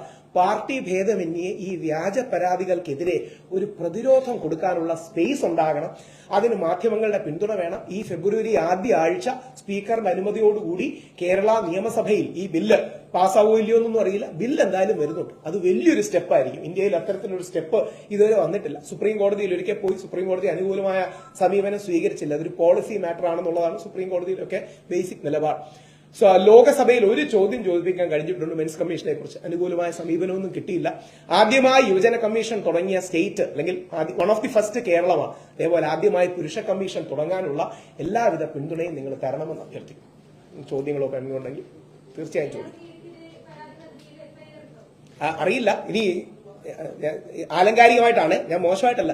ഇനിയും കുറച്ചു ദിവസം കഴിഞ്ഞ് അതിജീവിതയായ ഗ്രീഷ്മയെ അപമാനിച്ചു എന്ന് പറഞ്ഞ് എനിക്കെതിരെ കേസ് വരുമെന്ന് എനിക്കറിയില്ല. അതായത് ഈ ഗ്രീഷ്മ, അതായത് ഇന്ന് പറയുന്ന പലരുടെയും ടോൺ അതാണ്. അതായത് ഗ്രീഷ്മ ഗത്യന്തരമില്ലാതെ ചെയ്തതാണ്, വേട്ടക്കാരൻ യഥാർത്ഥത്തിൽ ഷാരനാണ്, ഷാരൻ മോശം വീഡിയോകളൊക്കെ അവളുടെ ഉണ്ടായിരുന്നു എന്നൊക്കെയാണ് പറയുന്നത്. അങ്ങനെ ഒന്നും കോടതി കണ്ടിട്ടില്ല, അങ്ങനെ ഇല്ലാന്നും പറയുന്നു. അതുകൊണ്ട് എന്തായാലും ഇന്ന് രാവിലെ പരാതി നൽകിയിട്ടുണ്ട്. ആ പരാതിയുടെ കോപ്പി നിങ്ങൾക്കുണ്ട്. ആ പരാതിയുടെ കോപ്പിയുണ്ട്. ആ പരാതി കൊടുത്ത സ്ഥലത്തെ ഇമെയിലും ഉണ്ട്. ആ പരാതി കൊടുത്ത സ്ഥലത്തെ ഫോൺ നമ്പറും ഉണ്ട്. എപ്പോഴെങ്കിലും നിങ്ങൾ ആരെങ്കിലും ഒന്ന് വിളിച്ചു ചോദിക്കണം. അവിടെ അനീഷ് സാറാണ് ഇന്ന് രാവിലെ എന്തോ KSUവിന്റെ മാർച്ച് ഉള്ളതുകൊണ്ട് പുള്ളി അവിടെ ഇല്ലായിരുന്നു. ബാക്കിയുള്ള പോലീസ് സ്റ്റേഷനിലെ ആൾക്കാരോടാണ് സംസാരിച്ചത്. അപ്പൊ ഈ അനീഷ് ജോയ് എന്ന് പറയുന്ന സാറിനോട്, സാറ് FIR ഇടുമോ, എന്നൊന്ന് ചോദിക്കാൻ നിങ്ങൾ മാധ്യമങ്ങൾ ചോദിക്കുകയാണെങ്കിൽ ഒരുപക്ഷെ എഫ്ഐആർ ഇടും. അതുകൊണ്ട് വലിയ കാര്യമൊന്നും ഉണ്ടെന്ന് എനിക്ക് അഭിപ്രായമല്ല. പക്ഷേ അറ്റ്ലീസ്റ്റ് നാളെ പറയുമ്പോൾ ഒരു മാന്യതയും മര്യാദയും ആൾക്കാർ കാണിക്കും. അല്ല, ഈ KR മീര പറഞ്ഞത് പൂർണ്ണമായും താങ്കൾ മനസ്സിലാക്കാതെ തോന്നി ഈ പരാതി കൊടുത്തത്. കാരണം അവര് പറഞ്ഞതിന്റെ അടുത്ത സെന്റൻസ് ഈ ടോക്സിക് ആയിട്ടുള്ള റിലേഷൻഷിപ്പുകളിൽ പുരുഷനാണെങ്കിലും സ്ത്രീയാണെങ്കിലും ആരാണെങ്കിലും ഇറങ്ങി പോകാൻ അനുമതിയില്ലെങ്കിലും അവർ അത്തരം കാര്യങ്ങളിലേക്ക് കടക്കും എന്ന് അടുത്ത സെന്റൻസ് ആയിട്ട് അവർ പറയുന്നുണ്ട്. നമ്മൾ കഠിനകുളത്ത് കഴിഞ്ഞ ആഴ്ച ഇതുപോലെ കൊലപാതകം നടന്നു. ഒരു സ്ത്രീയെ പുരുഷൻ കയറി വീട്ടിൽ കയറി കൊലപ്പെടുത്തി. അപ്പൊ ഇത്തരം എല്ലാ ഒരു കാരണവശാലും തെറ്റല്ലേ നമ്മുടെ ഇത്തരം എല്ലാ സാർ? ഒരു ചോദ്യം ഞാൻ ചോദിച്ചോളൂ. 100% ഞാൻ ഇങ്ങനെ കൊന്ന ആളെ, പ്രസംഗം തെറ്റായ ഈ കഠിനംകുളത്ത് കൊന്ന ആളെ ഞാൻ ഒരിക്കലും ചെയ്യില്ല കേട്ടോ, അത് മാത്രം കട്ട് ചെയ്തത്. കഠിനംകുളത്ത് കൊന്ന ആളെ അങ്ങ് സമ്മതിക്കുന്നുണ്ടല്ലോ. കൊന്ന ആളെ ഞാൻ പറയുകയാണ്, എന്ത് ചെയ്യാനാണ്, അവളവന്റെ തലേന്ന് ഊരി പോണില്ല, ഗത്യന്തരമില്ലാതെ കൊന്നതാണ് എന്ന് പറഞ്ഞാൽ എനിക്കെതിരെ പരാതി വരില്ലേ, കേസ് വരില്ലേ? ഇത് KR മീരക്കെതിരെ അറ്റ്ലീസ്റ്റ് തെറ്റാന്ന് പറയാനുള്ള മര്യാദയുണ്ട്. ഇപ്പൊ അങ്ങ് പറഞ്ഞ അതേ കാര്യം ഞാൻ ഈ ക്ലിക്ക് ബൈറ്റിന്റെ ആളല്ല. ഞാൻ KR മീരയുടെ ഫുൾ പാരഗ്രാഫ് കൊടുത്തിട്ടുണ്ട്. ഞാൻ ഒരു വരി അടത്തി മാറ്റി വരുന്നതൊന്നുമല്ല. KR മീരയുടെ പ്രമുഖ മാധ്യമങ്ങൾ കൊടുത്ത ഫുൾ പാരഗ്രാഫ് അതേ ടെക്സ്റ്റ് പോലെ കൊടുത്തിട്ടുണ്ട്. ഈ കഠിനംകുളത്തെ കൊലപാതകം അവന്റെ തലേന്ന് ഇറങ്ങുന്നില്ലായിരുന്നു, ഗത്യന്തരമില്ല ചെയ്തതാണ്, റാങ്കൊക്കെ കിട്ടിയ മനുഷ്യനാണ്. ഗിരീഷിനെ കുറിച്ച് പറഞ്ഞ കാര്യമാണ്. റാങ്കൊക്കെ കിട്ടുന്ന കുട്ടിയാണ്, ഗത്യന്തരമില്ലാതെ കൊന്നതാണ് എന്ന് പറഞ്ഞാൽ, അതായത് നേരെ മറിച്ച്, അതായത് ഈ ഷാരനെ കുറിച്ച് പറഞ്ഞ ഓർമ്മ കാണും, അവൻ പ്രാർത്ഥിക്കാനൊന്നും അല്ലല്ലോ പോയത്. കമാൽ പാഷ സാറിന്റെ വാക്കുകളാണ് എന്ന് പറഞ്ഞാൽ ലൈംഗികതയ്ക്ക് വേണ്ടിയല്ലേ പോയത്, പ്രാർത്ഥിക്കാനൊന്നും അല്ലല്ലോ പോയത്. ഞാൻ തിരിച്ച് ഇത് തന്നെ ഗിരീഷ്മയെ കുറിച്ചോ വേറൊരാളെ കുറിച്ചോ, അവള് പോയപ്പോ എന്തിനാണെന്ന് നമുക്ക് അറിയാമായിരുന്നല്ലോ, അറിയാതൊന്നും അല്ലല്ലോ പോയത് എന്ന് പറഞ്ഞ് ഞാൻ ഒരിക്കലും പറയില്ല കേട്ടോ, ഞാൻ ഒരിക്കലും സ്വപ്നത്തിൽ പോലും അങ്ങനെ പറയില്ല. പക്ഷെ അങ്ങനെ പറഞ്ഞാൽ എനിക്കെതിരെ കേസോ പരാതിയോ വരില്ലേ?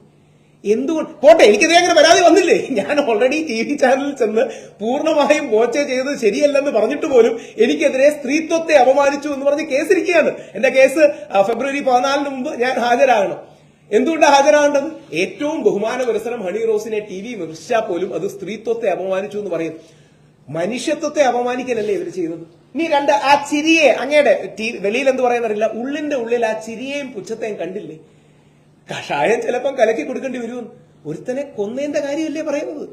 അവന്റെ കൂടെ സിനിമയ്ക്ക് പോയ കഥയൊന്നും അല്ലല്ലോ. ഇത് തിരിച്ചൊരു സ്ത്രീയെ കുറിച്ചാണ് പറഞ്ഞിരുന്നെങ്കിലും അങ്ങനെ പറയാൻ പാടില്ല കേട്ടോ. അങ്ങനെ പറയുന്ന ഒരുപാട് പെർവേർട്ടുകളുണ്ട്. ഉദാഹരണം, നമ്മുടെ നിർഭയ മരിച്ചപ്പോ അവൾ എന്തിനാണ് രാത്രി പോയെന്നൊക്കെ ചോദിക്കുന്നവരുണ്ട്. അത് ഭ്രാന്താണ്, തീർച്ചയായും എക്സ്ട്രീമിസമാണ്. ഈ മെയിൽ ഷോവനിസത്തിന്റെ മറ്റൊരു രീതിയാണ്.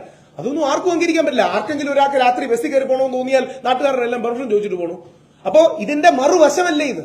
നേരത്തെ ചില ആൾക്കാർ, പ്രത്യേകിച്ച് ഈ ആസാറാം ബാപ്പുവിനെ പോലെ ജയിലിൽ കിടക്കുന്ന തികച്ചും ഭ്രാന്തന്മാരായ ആൾക്കാർ അവിടുന്ന് പറയുകയുണ്ടായി, അവരോട് കേൺ അപേക്ഷിക്കണമായിരുന്നു, ബ്രദർ എന്ന് വിളിക്കണമായിരുന്നു, രാത്രിയിൽ എന്തിനാ ഇറങ്ങുന്നത്? തീർച്ചയായും അത്തരത്തിൽ ഭ്രാന്താണ്, ഒരു തരം എക്സ്ട്രീമിസമാണ്, മെയിൽ ഷോവനിസമാണ്. മറുഭാഗത്ത് ഇത് ഫീമെയിൽ ഷോവനിസമാണെന്ന് പറയാനുള്ള മര്യാദ നമ്മൾ കാണിക്കണ്ടേ? ആ മര്യാദ പലപ്പോഴും നമുക്ക് ഇല്ലാതായി, അല്ലെങ്കിൽ പൊതുസമൂഹത്തിന് എല്ലാവർക്കും ഇല്ലാതായി പോകുന്നത് ഇത്തരം കാര്യങ്ങൾ ആർജവത്തോടെ പറഞ്ഞു കഴിഞ്ഞാൽ സ്ത്രീ വിരോധിയായി മുദ്ര കുത്തപ്പെടും, പെട്ടെന്ന് പുരോഗമനവാദി അല്ലാതാകും, പെട്ടെന്ന് പിന്തിരിപ്പനാകും എന്നുള്ളതുകൊണ്ടാണ്. അതുകൊണ്ടാണ് ശ്രീ വിജയബാബുവിന്റെ കേസിലടക്കം അദ്ദേഹം ഒരു പെൺകുട്ടിയും കൂടെ ഹോട്ടലിൽ പോയതിന്റെ CCTV വിഷ്വൽസ് ഉണ്ട് എന്ന് പോലീസുകാർ തെളിവായിട്ട് കണ്ടെത്തി. പോലീസുകാർ തെളിവായി കൊടുത്താണ്. ഞാൻ പറഞ്ഞു, സാറേ വളരെ ഈസി അല്ലേ, ഹോട്ടലിൽ നിന്ന് താഴെ ഇറങ്ങി വരുന്ന CCTV വിഷ്വൽസ് നോക്കിയാൽ പോരെ, അങ്ങോട്ട് കയറുന്നത് മാത്രമല്ലല്ലോ CCTV. അതായത് CCTV വിഷ്വൽസിൽ രണ്ടുപേരും തമ്മിൽ ബന്ധമുണ്ടായിരുന്നു, അവരൊരു ഹോട്ടലിലേക്ക് കയറിപ്പോയി, സംഭവിച്ചു. അത് തിരിച്ചറിഞ്ഞ് വരുമ്പോ ഈ പെൺകുട്ടി സന്തോഷത്തോടെ നോർമലായി ഹാപ്പിയായി രണ്ടുപേരും ഒപ്പിട്ട് കൊടുത്തല്ലേ മുറി കയറുന്നത്. പിന്നീട് എങ്ങനെയാ അത് റേപ്പ് ആവുന്നത്? രണ്ടുപേര് കൺസെന്റോടുകൂടി ബന്ധത്തിലേക്ക് പോയി കഴിഞ്ഞാൽ 1 മാസം കഴിഞ്ഞാൽ പെൺകുട്ടിക്ക് ഗിൽറ്റ് തോന്നുകയാണ്, ദേഷ്യം തോന്നുകയാണ്, പരസ്പരം അടികൂടുകയാണെങ്കിൽ 1 മാസത്തിന് മുമ്പ് എന്നെ റേപ്പ് ചെയ്തു എന്ന് പറയുന്നതിന് എന്തർത്ഥമുള്ളൂ? ഇതാണ് പലരും കിടക്കുന്നൊരു വകുപ്പ്.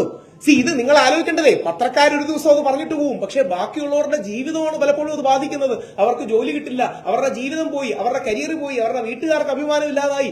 ഇതെല്ലാം നമ്മൾ കണ്ടതല്ലേ? അതുകൊണ്ട് പറയുന്ന ഒറ്റ കാര്യമുള്ളൂ, അങ്ങ് പറഞ്ഞ പോലെ രണ്ടും ന്യായീകരിക്കരുത്. 100%. എങ്ങനെയാ ന്യായീകരിക്കാൻ പറ്റുക? ഒരാളെ കൊല്ലുന്നതിനെ എങ്ങനെയാ ന്യായീകരിക്കാൻ പറ്റുക? പക്ഷേ അങ്ങനെ ന്യായീകരിച്ചല്ലേ മീര മാഡം പറഞ്ഞത്. നമ്മൾ ആത്മാർത്ഥമായി നമ്മുടെ മനസ്സിനോട് ചോദിക്കുക, ഇത് ന്യായീകരണമല്ലേ? കൊലപാതകത്തെ ന്യായീകരണമല്ലേ? കമാൽ പാഷ സാർ പറഞ്ഞതിന് 1 ഡിഗ്രി കൂടുതലാണ്. ഞങ്ങൾ കമാൽ പാഷ സാറിനെതിരെ പ്രതിഷേധമൊക്കെ സെക്രട്ടറിയേറ്റ് ഫ്രണ്ടിൽ നടത്തിയത്. കമാൽ പാഷ സാർ പറഞ്ഞതിന് 1 ഗ്രേഡ് അപ്പുറമല്ലേ പറയുന്നത്? ചിലപ്പം കഷായം കലക്കി കൊടുക്കേണ്ടി വരുമെന്ന്. അങ്ങനെ ഒരു സ്ത്രീയെ കൊന്നതിന് ശേഷം പുരുഷൻ പറഞ്ഞാൽ ഇവിടെ ഇരിക്കുന്നവരുടെ സമീപനം എന്താവും? നമുക്ക് പരിചയമുള്ള ഒരാളാണ് ഷാരൻ വിചാരിക്കുക, നമ്മളാണ് ഷാരൻ വിചാരിക്കുക, നമ്മുടെ സഹോദരനാണ് ഷാരൻ വിചാരിക്കുക. ആ പാവം ഈ 11 ദിവസം ഹോസ്പിറ്റലിൽ കിടക്കുമ്പോൾ പോലും ഗ്രീഷ്മയെ കുറ്റം പറഞ്ഞില്ല, അവളെ വാവയെന്നാണ് വിളിച്ചത്. ഞാൻ പറയുന്നതല്ല, കോടതി വിധി ന്യായത്തിൽ പറയുന്ന കാര്യങ്ങളാണ്. ആ മനുഷ്യനെയാണ് ആ വ്യക്തിയെയാണ് അവന്റെ വീട്ടുകാരൊക്കെ ഉള്ളതല്ലേ. അപ്പൊ ഇത് പറയുന്നത് ഇത് ഇനി ഒരു കാര്യം കൂടെ ഒരു ചോദ്യമായിട്ട്, ഇത് തെറ്റാണെന്ന് പ്രമുഖരായ ഏതെങ്കിലും സാംസ്കാരിക നായകർ പറയുന്നത് കേട്ടോ? ഏതെങ്കിലും വനിതാ പ്രവർത്തകരോ ഫെമിനിസ്റ്റുകളോ പറയുന്നത് കേട്ടോ? അതെന്താ അങ്ങനെ? ആണിനെ കൊന്ന പ്രശ്നമില്ലേ? ഇത് നേരെ തിരിച്ച് ഒരു പെൺകുട്ടിയെ കുറിച്ച് രാഹുൽ ഈശ്വർ ഇരിക്കട്ടെ, വേറെ ആരും പറയണ്ട, മെയിൽ ഷോവനിസ്റ്റ് ഞാൻ ഒരിക്കലും മെയിൽ ഷോവനിസ്റ്റ് അല്ല, മെയിൽ ഷോവനിസ്റ്റ് എന്നും സ്ത്രീ വിരോധിയുമായ രാഹുൽ ഈശ്വറാണ് ഇത് പറഞ്ഞെങ്കിൽ എത്രമാത്രം പ്രതിഷേധം ഉണ്ടാവുക. എന്നെക്കാട്ടിയൊക്കെ എത്രയോ മുകളിൽ നിൽക്കുന്ന KR മീര മാഡവും ഹൈക്കോടതി ജഡ്ജിയായിരുന്ന കമാൽ പാൽ സാറും പറയുമ്പോൾ ഒന്ന് വെറുതെ പറയാനെങ്കിലും ഇത് തെറ്റാണടേ എന്ന് പറയാൻ നമ്മുടെ രാഷ്ട്രീയ നേതൃത്വത്തിനോ മാധ്യമ നേതൃത്വത്തിനോ സാംസ്കാരിക നേതൃത്വത്തിനോ കഴിയാത്തത് നമ്മുടെ ആരുടെയും പ്രശ്നമല്ല, നമ്മുടെ മൈൻഡ് സെറ്റ് അങ്ങനെയാണ്. ആ മൈൻഡ് സെറ്റിൽ പുരുഷൻ എന്നും വേട്ടക്കാരനാണ്. ഇതിലെങ്കിലും ഗ്രീഷ്മയല്ലേ വേട്ടക്കാരി? ഇതിലെങ്കിലും ഗ്രീഷ്മ വേട്ടക്കാരിയും ഷാരോൺ ഇരയുമല്ലേ? പക്ഷെ ആൾക്കാർ ഇൻഡിഫക്റ്റ് പറയുന്നത് ഗത്യന്തരമില്ലാതെ അവൾ അന്തസ്സോടെ കഷായം കലക്കി കൊടുത്തു എന്നാണ്. ഇനിയും വരുന്ന തലമുറകളിൽ എങ്ങനെ അന്തസ്സോടെ കഷായം കിട്ടാൻ ആണുങ്ങൾ ഉണ്ട്, അല്ലെങ്കിൽ ആണുങ്ങൾക്ക് കിട്ടരുത് എന്ന് ഉദ്ദേശിച്ചാണ് നമ്മൾ പുരുഷ കമ്മീഷൻ പറയുന്നത്. 1 or 2 questions. ഒറ്റപ്പെട്ട സംഭവം ഈ വിഷയവുമായി ബന്ധപ്പെട്ടുകൊണ്ട് ഒറ്റപ്പെട്ട സംഭവത്തെ അവതരിച്ച് നോക്കുമ്പോൾ ഭൂരിപക്ഷ വിഷയങ്ങളിലും പുരുഷന്മാരല്ലേ പ്രസ്ഥാനത്തിൽ വേട്ടയാടപ്പെടുകയും ചെയ്തു, സ്ത്രീകളിലെയല്ലേ? 100% പോലെ ഒരു പെൺകുട്ടി പ്രണയത്തിന്റെ ഭാഗമായി അത് നിരസിക്കപ്പെട്ടപ്പോൾ ആ ചെറുപ്പക്കാരൻ ആ പെൺകുട്ടിയുടെ കഴുത്തർക്ക് കൊലപ്പെടുന്ന കാര്യമുണ്ട്. അങ്ങനെ നമ്മൾ പൊതുവെ എടുക്കപ്പെടുമ്പോൾ ഭൂരിപക്ഷ സ്ഥലങ്ങളിലും പുരുഷന്മാരാണ് സ്ത്രീകളെ വേട്ടയാടുന്നത്. അങ്ങ് പറയുന്നതിന്റെ സ്പിരിറ്റിനോട് 99% യോജിച്ചുകൊണ്ട് കൃത്യമായൊരു മറുപടി. 99% യോജിക്കുന്നു. ആ കൊന്ന പുരുഷൻ അവൻ പ്രണയം കൊണ്ട് കൊന്നതാണെന്ന് ഞാൻ ന്യായീകരിക്കില്ല. തീർച്ചയായും കൂടുതൽ ലിംഗാധിഷ്ഠിതമായ പ്രശ്നങ്ങൾ സ്ത്രീകൾക്ക് തന്നെയാണ് എന്ന വിഷയത്തിൽ തർക്കമില്ല. അതോടൊപ്പം രാഹുൽ ഈശ്വറിനെ വിശ്വസിക്കേണ്ട NCRB data, national crime records bureau data വിശ്വസിക്കാമല്ലോ. ആ നാഷണൽ ക്രൈം റെക്കോർഡ്സ് ബ്യൂറോയുടെ റിപ്പോർട്ട് പ്രകാരം ഏകദേശം നമ്മൾ പ്രസ് മീറ്റ് തുടങ്ങിയതിനു ശേഷം, അതായത് കഴിഞ്ഞ ഏകദേശം 20 or 25 മിനിറ്റിനുള്ളിൽ 6 പുരുഷന്മാർ ആത്മഹത്യ ചെയ്തിരിക്കുമെന്നാണ് കണക്ക്. ഓരോ 11 മിനിറ്റിലുമാണ് ഇന്ത്യയിൽ ഒരു സ്ത്രീ ആത്മഹത്യ ചെയ്യുന്നത്. എന്റെ കണക്കല്ല, NCRBയുടെ കണക്കാണ്. നിങ്ങൾക്ക് പോയി ECI റെഫർ ചെയ്യാം. നാഷണൽ ക്രൈം റെക്കോർഡ്സ് ബ്യൂറോയുടെ കണക്ക് പ്രകാരം ഓരോ 11 മിനിറ്റിലാണ് ഇന്ത്യയിൽ ഒരു സ്ത്രീ, 10:45 അല്ലെങ്കിൽ 11 മിനിറ്റിലാണ് ഇന്ത്യയിൽ ഒരു സ്ത്രീ ആത്മഹത്യ ചെയ്യുന്നത്. ഓരോ 4:45 മിനിറ്റിലാണ് അല്ലെങ്കിൽ 4:45 മിനിറ്റിലാണ് ഇന്ത്യയിൽ ഒരു പുരുഷൻ ആത്മഹത്യ ചെയ്യുന്നത്. അതായത് സ്ത്രീകളുടെ ആത്മഹത്യാ നിരക്കിന്റെ ഏകദേശം 2.5 ഇരട്ടി നിരക്ക് പുരുഷന്മാരുടെ ഇടയിലാണ്. അതുകൊണ്ട് അവർക്ക് കൂടി ഒരു ഡിഫൻസ് വേണ്ടേ? അങ്ങ് പറഞ്ഞ ഈ പോയിന്റ് വളരെ ശരിയുമാണ്. പ്രത്യേകിച്ച് നമ്മുടെ ഗ്രാമങ്ങളിലേക്കൊക്കെ പോയാൽ, ശേഷ്യ നോർത്ത് ഇന്ത്യ അടക്കമുള്ള അല്ലെങ്കിൽ പല സ്ഥലങ്ങളിലും ഗ്രാമങ്ങളിലേക്ക് പോയ സ്ത്രീകളാണ് എന്നും സോഷ്യലി ഡിസഡ്വാൻറ്റേജസ് പൊസിഷൻ, സാമൂഹികരമായി പിന്നോക്ക അവസ്ഥ അല്ലെന്നൊന്നും ആർക്കും പറഞ്ഞിട്ട് കാര്യമില്ല, കണ്ണടച്ചിരുട്ടാക്കണ്ട. പക്ഷേ പുരുഷന്മാർക്ക് വരുന്ന പ്രശ്നങ്ങൾ അതുകൊണ്ട് ലഘൂകരിക്കപ്പെടണം. പുരുഷന്മാർക്ക് പ്രശ്നങ്ങൾ ഉണ്ടെങ്കിൽ ശരിയാണ്, 90% സ്ത്രീകൾക്കാണ് പ്രശ്നം. അതുകൊണ്ട് 10% പ്രശ്നങ്ങൾ നമ്മൾ അനുഭവിക്കണമെന്ന് പറയുന്നു. അവിടെയാണ് NCRB കണക്കുകൾ അടക്കം സൂചിപ്പിക്കുന്നത്, ഈ പുരുഷന്മാരുടെ ആത്മഹത്യകൾ അടക്കം സൂചിപ്പിക്കുന്നത് ഇതൊരു ഇഷ്യൂ ആണ്. നേരത്തെ ഇദ്ദേഹം പറഞ്ഞ വളരെ പ്രസക്തമായ ഒരു കാര്യമുണ്ട്. ഇതൊന്ന് അഡ്രസ് ചെയ്യണം. ഈ ഇഷ്യൂ അഡ്രസ് ചെയ്യും? ഈ ഇഷ്യൂ അഡ്രസ് ചെയ്യണമെങ്കിൽ പോലീസ്, കോടതി, നിയമ സംവിധാനങ്ങൾ അഡ്രസ് ചെയ്യണം. ഞാൻ ഈ പറഞ്ഞതൊന്നും എന്റെ കണക്കുകളല്ല, വെറുതെ നിങ്ങൾക്ക് ഗൂഗിളിൽ പോയാൽ പ്രമുഖ മാധ്യമങ്ങളോ NCRB സ്റ്റാറ്റിസ്റ്റിക്സോ എടുത്തു നോക്കിയാൽ ക്രൈം റെക്കോർഡ്സ് ബ്യൂറോയുടെ കണക്ക് പ്രകാരം സ്ത്രീകളുടെ 2 ഇരട്ടി, 2.5 ഇരട്ടി പുരുഷന്മാരാണ് ആത്മഹത്യ ചെയ്തത്. അതുകൊണ്ടാണ് ഓരോ 4.5 മിനിറ്റിലും ഒരു പുരുഷൻ ഇന്ത്യയിൽ ഏതെങ്കിലുമൊക്കെ പ്രശ്നങ്ങളിൽ ആത്മഹത്യ ചെയ്യുന്നു. ചിലതൊക്കെ ബഹുഭൂരിപക്ഷവും കുടുംബ പ്രശ്നങ്ങളാണ്, വ്യാജ പരാതികളുടെ പ്രശ്നം, സാമ്പത്തിക പ്രശ്നങ്ങളടക്കം ഒരുപാട് കാര്യങ്ങൾ. ഇത് അഡ്രസ് ചെയ്യാൻ നമുക്ക് കഴിയണം. അത്ര മാത്രമേ ഉള്ളൂ. സ്ത്രീകളുടെ പ്രശ്നങ്ങൾ 100% വേണം. അതുകൊണ്ടാണ് വനിതാ കമ്മീഷന്റെ പ്രവർത്തനം വളരെ നല്ലതാണ്. എനിക്കെതിരെയാണ് വനിതാ കമ്മീഷൻ നിലപാടെന്ന് എനിക്കറിയാം. പക്ഷേ സതീദേവി മാഡത്തിന്റെ പ്രവർത്തനം നല്ലതാണ്. യുവജന കമ്മീഷനിൽ വർക്ക് ചെയ്തതുകൊണ്ട് എനിക്കറിയാം ഒരുപാട് നല്ല കാര്യങ്ങൾ ചെയ്യാൻ കഴിഞ്ഞിട്ടുണ്ട്. ശ്രീ M. ഷാജർ വളരെ മനോഹരമായിട്ട് കേരളത്തിലെ ആത്മഹത്യകളെ കുറിച്ച് റിപ്പോർട്ടൊക്കെ കൊണ്ടുവന്നിട്ടുണ്ട്. ഞാൻ അത് വായിക്കുകയും ചെയ്തു. പ്രഗത്ഭരാണ്. പക്ഷേ ഇതുപോലൊരു കമ്മീഷൻ മറുഭാഗത്തും വേണ്ടേ? അതായത് എവിടെ പോവും സാർ? എന്താ അങ്ങനെ ആലോചിച്ച് നോക്കുക, എവിടെ പോവും? ഞാൻ അഡ്വക്കേറ്റും കൂടി ആയതുകൊണ്ട് പറയാം, അഡ്വക്കേറ്റ്സും കോടതിയും ഒക്കെ പറഞ്ഞ പോലും അതെ, ഇത് വളരെ വിശ്വാസ്യതയുള്ള സംവിധാനമാണ്. ഒരുപാട് കാശ്, ഒരുപാട് സമയം. നമ്മുടെ നാട്ടിൽ ഓൾറെഡി കോടതികൾ ഉണ്ടല്ലോ, പിന്നെ എന്തിനാ മനുഷ്യാവകാശ കമ്മീഷൻ? ഓൾറെഡി മനുഷ്യാവകാശ കമ്മീഷൻ ഉണ്ടല്ലോ, പിന്നെ എന്തിനാ വനിതാ കമ്മീഷൻ? അത് വേണമെന്ന അർത്ഥത്തിലാണ്. കാര്യം സ്പീഡി ജസ്റ്റിസ്, ഫ്രണ്ട്ലി ജസ്റ്റിസ്, ഇതാണ് മനുഷ്യാവകാശ കമ്മീഷനും വനിതാ കമ്മീഷനും ഒക്കെ നൽകുന്നത്. അത് പുരുഷന്മാർക്കും അർഹതയില്ലേ? അപ്പോ കൂടുതൽ അവന്യൂസ് ഓഫ് ജസ്റ്റിസ്, കൊണ്ടുവരാൻ വേണ്ടിയിട്ടാണ്. ഞാൻ പലപ്പോഴും പറഞ്ഞ കാര്യങ്ങൾ മുമ്പും റിപ്പീറ്റ് ചെയ്യണമെന്ന് ഉദ്ദേശമാണ് പറഞ്ഞത്. നിവിൻ പോളിക്കും ഉമ്മൻചാണ്ടിക്കും എൽദോസ് കുന്നപ്പള്ളിക്കും ഒന്നും കിട്ടാത്ത ന്യായം ഈ നാട്ടിലെ സാധാരണക്കാരന് കിട്ടുമെന്ന് പറഞ്ഞിട്ട് എന്തെങ്കിലും കാര്യമുണ്ട്? ഇപ്പോഴും ഒരു സംശയത്തിന്റെ നിലയിലാണ്. 1-2 നാഷണൽ മീഡിയ ഞങ്ങളുടെ ഈ വിഷയം കവർ ചെയ്ത് എനിക്ക് വിഷമം തോന്നി. എൽദോസിനോട് പറഞ്ഞപ്പോൾ എനിക്ക് വിഷമം തോന്നി. അപ്പൊ അവരാദ്യം പറയുന്ന കുത്തുവാക്കാണ് rape accused MLA proposes men's commission bill. പുള്ളിയെ കുറ്റക്കാരനാണെന്ന് പറഞ്ഞില്ല, പുള്ളിക്ക് അനുകൂലമാണ് കോടതിയുടെ വിധിയല്ല. പക്ഷെ എന്താ എൽദോസിന്റെ വിശേഷണം? മുമ്പ് സെക്ഷൽ കേസിൽ അക്യൂസ്ഡ് ആയ എൽദോസ് ആണ് ഈ ബില്ല് കൊണ്ടുവരുന്നത് എന്നുള്ളതാണ്. അങ്ങനെയാണ് ഒരാളെ വിശേഷിപ്പിക്കേണ്ടത്. കോടതി കുറ്റക്കാരൻ. ഇനി ഇത് പറഞ്ഞിരിക്കുന്ന 1-2 ഓൾറെഡി പറഞ്ഞിട്ടുണ്ട്. എന്നാലും പെട്ടെന്ന് ഒരു വരി 2-3 ഈസിയായ കാര്യങ്ങളാണ്, മാധ്യമങ്ങൾക്കും ചെയ്യാൻ കഴിയുന്ന കാര്യങ്ങളാണ്. പരാതി വന്നു കഴിഞ്ഞാൽ പരാതിക്കാരിയും ആരോപിതനുമാണ്, കംപ്ലൈന്റന്റും അക്യൂസ്ഡുമാണ്. അങ്ങനെ നിങ്ങൾ വിളിക്കണ്ട. പരാതിക്കാരിയെ സ്ത്രീപക്ഷ നിലപാട് ഉയർത്തി ഇരാന്ന് വിളിച്ചോളൂ. പക്ഷേ മറുഭാഗത്തെ പുരുഷനെ വേട്ടക്കാരൻ എന്ന് വിളിക്കരുത്, കോടതി വിധി വരുന്നത് വരെ. അതായത് ബിസ്മാർട്ട് അബാക്കസ് ഇപ്പോൾ കേരളത്തിലെ എല്ലാ വാർഡുകളിലും ഹോം ട്യൂഷൻ മാതൃകയിൽ അബാക്കസ് ക്ലാസുകൾ. നിങ്ങൾക്കുമാകാം ഒരു അബാക്കസ് ടീച്ചർ. +2 യോഗ്യതയുള്ള വനിതകൾക്ക് അപേക്ഷിക്കാം. ഡിഗ്രി PG വിദ്യാർത്ഥികൾക്കും അപേക്ഷിക്കാവുന്നതാണ്. കൂടുതലറിയാൻ ഉടൻ വാട്സ്ആപ്പിൽ ബന്ധപ്പെടുക. ബിസ്മാർട്ട് അബാക്കസ് 9447164411.